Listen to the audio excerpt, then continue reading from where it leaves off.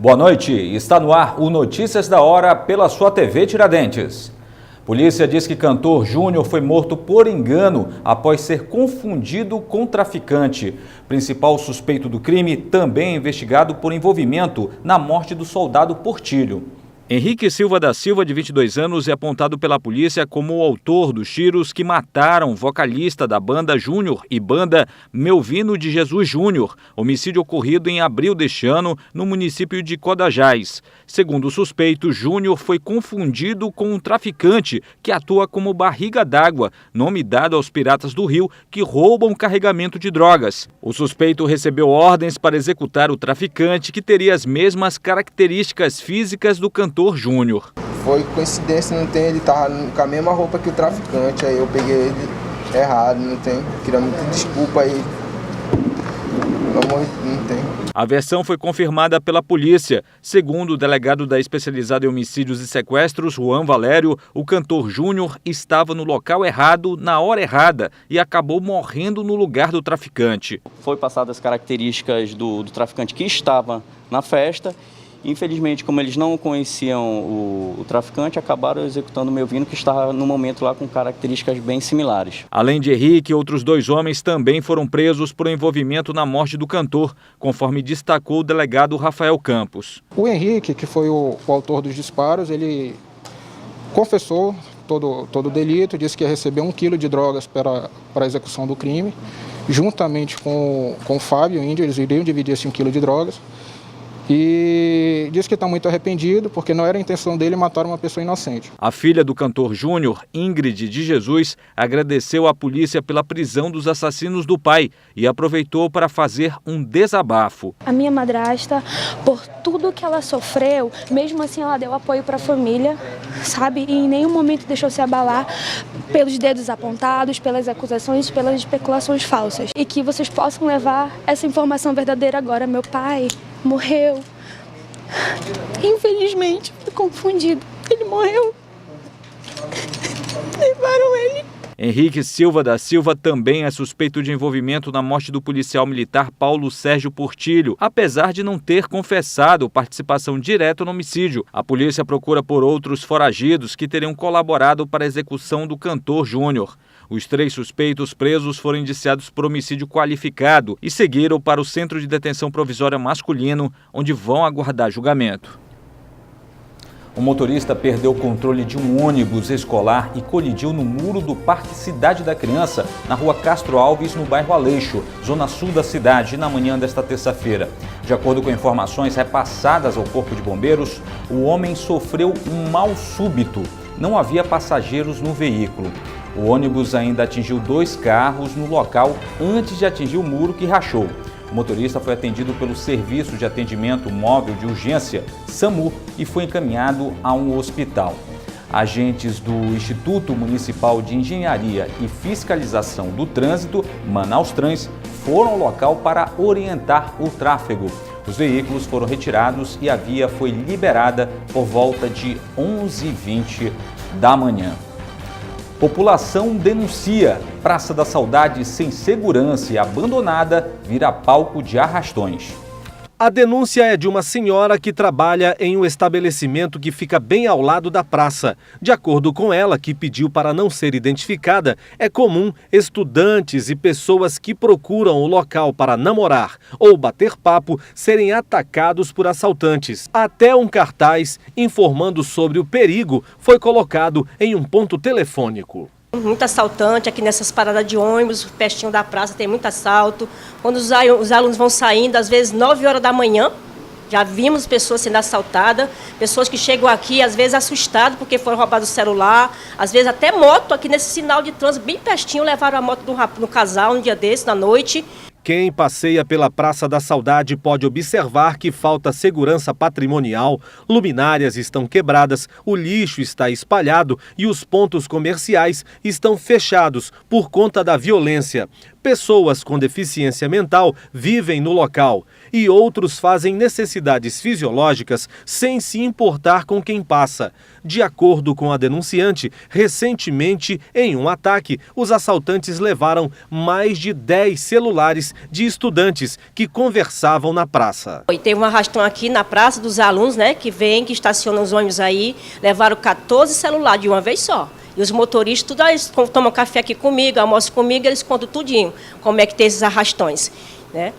E também 9 horas da manhã, às vezes dia de sábado, 9 horas da manhã, havia assalto também aqui, a gente está sentado aqui pertinho na calçada, a gente vê passando. A reportagem da Rede Tiradentes falou com a Prefeitura e a Polícia Militar sobre os problemas, mas os órgãos ainda não responderam os questionamentos. Em virtude de 38 irregularidades apontadas em relatório pelo setor técnico do Tribunal de Contas do Estado do Amazonas e em harmonia com o Ministério Público junto ao TCE, os conselheiros decidiram julgar irregulares, por unanimidade as contas de 2015 do prefeito de Atalaia do Norte, Nonato do Nascimento, apreciada na manhã desta terça-feira durante a 19ª sessão do Pleno. Seguindo o voto do conselheiro Érico Desterro, o Pleno reprovou as contas do prefeito e ordenador de despesa e determinou que ele devolvesse aos cofres públicos 2,3 milhões de reais referentes à somatória de multas e alcance por valores gastos e não comprovados na administração pública. O processo do gestor deve ser encaminhado ao Ministério Público do Estado do Amazonas para investigação e apuração de atos de improbidade administrativa. Segundo o relatório de inspeção, não foram encontrados extratos que comprovassem o envio do repasse à Câmara Municipal e nem documentações que confirmassem que os valores gastos na educação ou saúde, por exemplo, ambos descritos em demonstrativos da Prefeitura, tivessem sido usados corretamente. Fila para exames de colo de útero são zeradas na Fundação SECOM.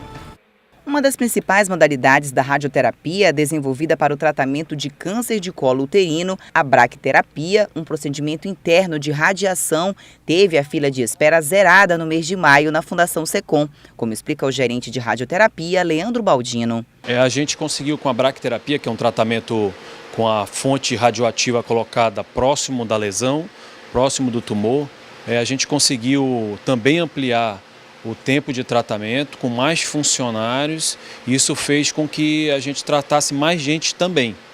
E a gente conseguiu hoje equalizar a fila, zerar o número de pacientes. A pensionista Maria das Dores Rocha, de 68 anos, é uma das 30 mulheres que fazem o tratamento há 2 anos. Estou fazendo normal, não senti, me fizeram muito medo, que doía, que tinha muita dor, não senti dor até agora não, nada. No Amazonas, diferente dos demais estados brasileiros, o índice de câncer no colo uterino é o maior entre os diagnosticados. A cada 100 mulheres, 37 são diagnosticadas com a doença. Só este ano, 680 novos casos já foram registrados até o mês de maio. A dona de casa Manci Mendes, de 53 anos, é um deles. Eu não me cuidava direito, entendeu? De fazer o exame, aí depois voltar no médico de novo para ver como que estava, entendeu?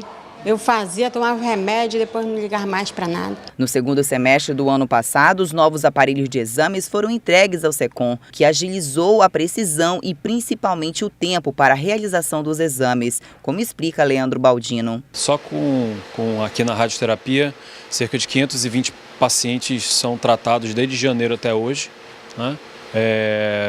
Diariamente a gente trata em torno de 230 pacientes. Além da radioterapia, a Fundação também ampliou o número de atendimentos laboratoriais, que só em 2017 já registrou um aumento de 20% em comparação ao ano inteiro de 2016. A Polícia Civil investiga a morte de uma criança de 9 meses que deu entrada no SPA Juventina Dias com sinais de agressão. Os pais da criança foram ouvidos pela polícia. O caso deve ser encaminhado para a Delegacia Especializada em Apuração de Atos Infracionais. Segundo a delegada da Especializada Ana Cristina Braga, titular em exercício da Delegacia Especializada em Proteção à Criança e ao Adolescente, familiares conduziram a criança já sem vida para o serviço de pronto atendimento na tarde de segunda-feira por volta de meio-dia. Os pais da criança foram ouvidos no 19º Distrito Integrado de Polícia e o caso agora será investigado para saber se houve ou não maus-tratos contra o bebê. Fiscalização da Visa Manaus encontra irregularidades em hotel na Avenida Constantino Neri. A fiscalização foi feita após denúncia anônima para a Vigilância Sanitária de Manaus por meio do 0800 092 0123 na manhã desta terça-feira. A pousada se chama Oliver e fica bem ao lado do terminal de ônibus T1, sentido bairro Centro da Avenida Constantino Neri. De acordo com a gerente de serviços da Visa Manaus, Ingrid Corrêa, o local funcionava com várias irregularidades. Principais irregularidades foram os colchões em mau estado de conservação, sem condições de uso, lavanderia inadequada para a atividade, móveis e utensílios e a própria estrutura em precárias condições. O hotel tem 8 quartos, sendo que só 4 estavam ocupados no momento da fiscalização. No local, a fiação elétrica está exposta, cozinha e lavanderia em péssimas condições. O ponto tinha autorização para ser utilizado como pousada, mas funcionava como motel. A falta de higiene, segundo Ingrid Corrêa, poderia causar sérios problemas de saúde para as pessoas que frequentavam o local. Causando risco aos hóspedes. A falta de higiene, lençóis estavam desgastados e sem condições de uso também. Um ambiente insalubre.